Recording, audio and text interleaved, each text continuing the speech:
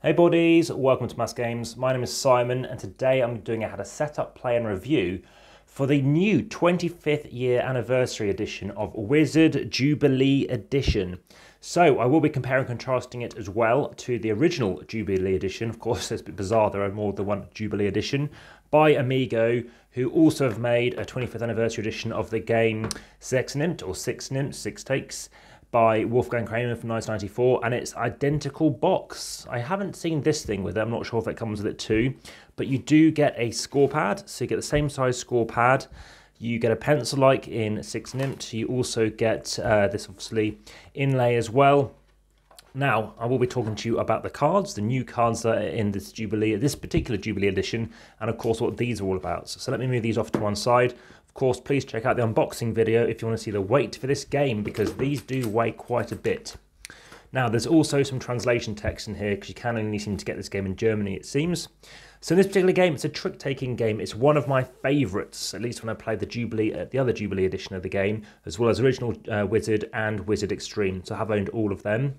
So in this particular game, aim of the game is to get the most points. How does that work? You're correctly trying to predict how many tricks you're going to win. So, for example, now there could be some special cards in here. Imagine we're playing as a 4. The amount of players you have will depend on how many different types of rounds you're playing. If you're playing as a 3, you're going to play 20 rounds, so 60 cards. A normal game of Wizard, that would be all the cards, but there are going to be some leftovers here. As a 5, you're playing 12 rounds. As a 4, you're playing 15 rounds. So let's just assume we're doing this. You start off with 1 card each. The next round, you're going to have 2 cards each. So let's look at these cards. Let's assume I'm this person here. I have a 7. So I'm thinking, well, that's a middling card. All cards go from the values 1 to 13 in 4 different suits: red, blue, green, and yellow. And everyone must follow suit. So if I play a 7, well, they're definitely going to play it anyway. So I'm currently winning it. That person wouldn't be winning it, even though it's higher, because of course it's not following my suit, so it's off suit. But there is going to be a trump each round, and it happens to be blue. So right now, you get to see this first. So if you are blue, probably thinking, well, actually, these are quite high value cards. And of course, they're thinking, unless they've got a better card, which I'll come on to, they're likely to think they're going to win it. They've got a middling card, and they're thinking, well, what's the chances? 1 in 4 different suit colours, who knows? Let's say they won't win it. They put down 0. They put down 0, they put down 1, they put down 1. They correctly predict that they won't win any tricks because the person who's won it will be this person. And the way you're going to determine how many tricks you're going to win is where you have the coins. That's a new thing in this particular version of the Jubilee Edition. And you're going to say, right, I'm going to win 1 trick. The reason you have these coins is so you can see, well, they haven't won all their tricks yet. So they would say they have obviously won their trick. So then they take all the cards, they place them over here, other way up, put a coin on top to show they've completed that trick. So they have correctly achieved what they wanted to get, which is 1 trick. Excuse me. But in, of course, this first round, they're out. So then you see, and you tot it up, and you write in, well, yeah, they got 20 points because they were correct in their prediction. They got 20 points because they're correct in their prediction. They lose 10 points because they're out or by 1 trick. If you're out by more than 1 trick, so imagine, I'll show you an example for the second round. If you're out by 2 tricks, you can lose 20 points. 3 tricks you're out by, you can lose 30 points, etc. This person's correct, so like these people, they'll get 20 points, plus you get 10 points per trick that you win. So in this instance, you're obviously incentivized to try and win some tricks. So that is it. Those cards will go there. They'll all get shuffled in, so a very quick rudimentary shuffle. And whilst I'm doing it, please ensure you like this video. The original Wizard video has had over 10,000 views, and I think about 66 likes, so it's really nice to see. Of course, please ensure you check those out too. Check out my How to Set Up, Play and Review playlist, amongst many others.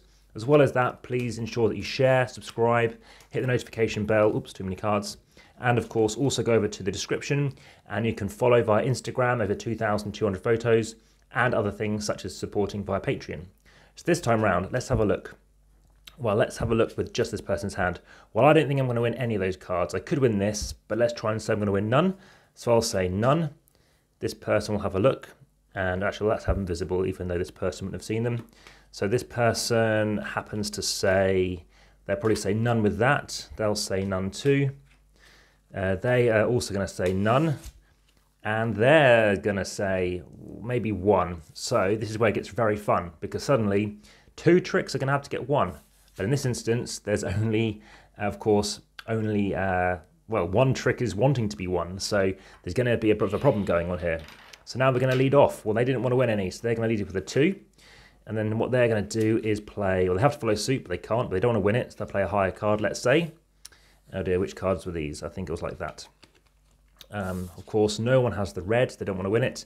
They'll burn their 2, and this person doesn't mind winning 1 trick, but let's just say they want to lose it. So suddenly this person's out because they won 1 trick, then they play the final card, the 11, the 7, the 1, and this time they win it, so they got their trick correct. So suddenly this person has won a trick. Of course, this one would have to be taken from the bag or whatever, because they won a trick that they didn't want to win. And then suddenly this person has now lost 10 points because they over-predicted. They correctly predicted 20 points, they correctly predicted 20 points, they correctly predicted again, so they get 20 points plus 10 points per trick that they've won, so 30 points again. And that continues, it keeps on going all the way along until you've played all the tricks. And it does take about, longer than it states, it always says 45 minutes, even when I've played this day after day. I played it 6 times over Christmas, not particularly this edition, but another version of Wizard. And yes, it's around 65 odd minutes. So let's talk about these extra cards. Interestingly, they haven't actually come up. We've got different cards in here. So you'll talk about the cards which are in the base version of Wizard initially. You have got the Wizard, the Zauberer as it translates as, which means wizard in German, which has a Z. That will beat any card, including trumps. So if you've got that, you're guaranteed to win it if you play one of these first. If someone else plays another wizard card, I'll show you an example. If someone else plays that the same round, then they will not win it. It's only the first person to play it. So if you want to try and win a trick, you want to lead off with a wizard. Now, of course, all you want to look out for is the Z symbol, and they're going to have this kind of interesting staff kind of magic effect. There's a weird design game flaw whereby the lowest card is the Jester, called the Nar, or the Narin, if it's female. And in this instance, they have an N, which I say it's a design flaw because it looks very similar to the Z, and frequently you can actually have people playing the wrong cards. If they look a bit bonkers, that basically means that they are a Jester. I'll show you another example of one of them in a second. There we go, very Jester, ghoul-like, and that's Dinar, very fun to say, or Dinarin. So that's it. If you don't want to win a trick, you're going to play this, but if everyone plays a Nar, that first person is also going to win it, which I did see occur. It's not that often. Now let's talk about the other base Jubilee cards. We have the Dragon, that'll be even wizards. So if you play that, you're guaranteed to win the trick, even more so than a Zauberer. But the funny thing here is, if in the very same trick, someone plays the lowest card, if you play this, you are never going to win that trick. It's lower than a Nar. But if you play it the same round as a Dragon, then it actually beats it. That's kind of why it has the down arrow saying if that's played the same round, it's the only thing that can vanquish a Dragon. So that is a Dragon. Apart from that, we have other cards. We have the Bomb. The Bomb can be played at any time, and the way the Bomb works is it's going to explode that trick, and whoever would have won that trick, they lead off the next round. So it's very interesting whereby you're going to have a round whereby you might have 4 predictions of tricks to be won with 4 cards, so of course that equates, but suddenly the Bomb comes up, and now you're only going to have 3 winnable tricks. So that's the Bomb card.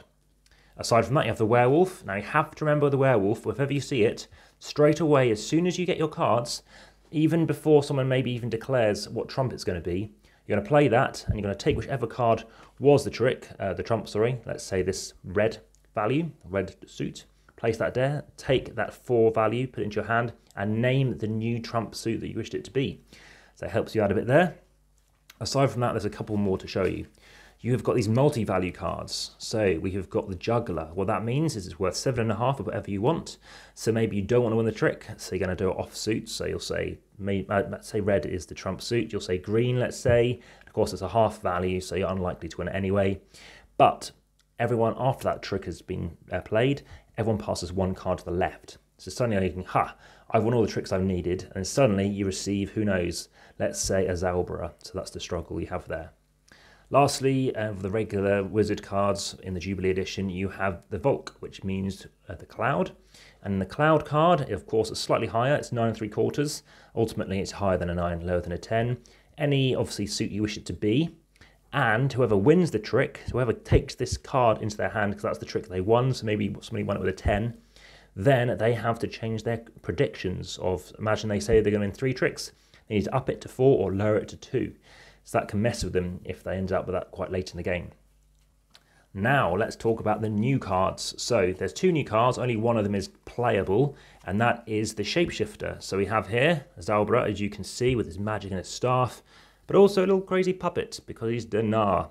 hence the Z and the N, and you're choosing to play which way you want it to be. And it allows you to ultimately, say, well, actually, I'm low on tricks, I want to win this one, or I'm high on tricks, you know, I don't want to win this trick.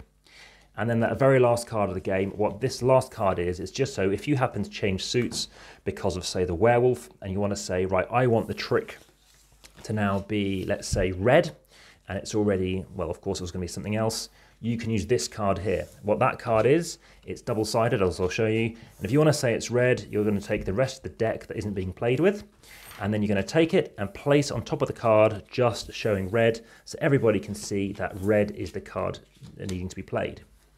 Now, the first time I played it, the game was a bit fiddly, so you do something like that, and you can see, yeah, red is the colour that we're wanting to try and win if you want to win tricks. And it's initially, this has been very helpful, particularly in the second game, and with people who have played Wizard before, I found it very handy to have. And also the coins were a little fiddly, bit of admin, but actually it's grown on me, and it's been very nice to see very clearly, they're out on tricks, they want to win more tricks, or they've won a number of tricks, so I know how many points they're potentially going to be achieving. So actually it has grown on me that these coins are very useful, obviously very nice coins as well. So they can slide quite nicely as well, which is quite cool. But they make a bit of noise, they are heavy, as I said. Ultimately, it isn't needed. I think this is absolutely fine for me. Much smaller edition. The cards, they do look very nice, but if you have a look, and as you can see, all of it's all in German as well. There's nothing in English, which is fine. It's I've obviously chosen to put some text in there, but I don't think it's necessary. So you can see a lot more usage here, and of course a lot more basic, so hence the standard looking of Wizard stuff there. Aside from that, everything else the same, but actually a lot smaller box, much more easier and more portable in the classic Amigo Spiel, obviously, sizing. So what's your thoughts on that? Please let me know in the comments. This is how I tend to put it away, so you've got that at the top. And yeah, like I said, I've only seen this in Germany. It's quite nice to have this little thing. This was in there too, but of course you can check that out in the playlists, in the unboxing playlist, where of course the other video for this is. And of course all those other videos, such as any other videos to do with, you know, family weight games, that's going to be in there as well. So thanks for watching. Speak to you soon.